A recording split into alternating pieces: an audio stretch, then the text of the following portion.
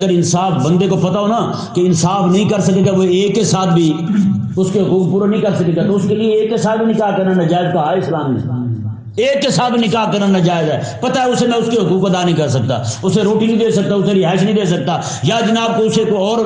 Technically مسئلہ ہے تو اس بندے کو بھی اجازت نہیں ہے نکاح کرنے کی۔ نکاح کرنا حرام ہے اس کے لیے، یہ شرعی اور فقہی مسئلہ بتا رہا ہوں آپ کو میں، نکاح کرنا حرام قرار دیا اسلام نے۔ اب بتائیں اس کے علاوہ کہیں اور ہے ایسی یعنی کہ عورت کے تحفظ کا ضامن ہوگی اسلام کے علاوہ کوئی اور تعلیم، کوئی اور مذہب ہو، کوئی اور دین ہو، کوئی اور ملک ہو، کسی ملک کا آئین ہو جو عورت کے تحفظ کا اس طرح کر کے ضمانت دیتا ہو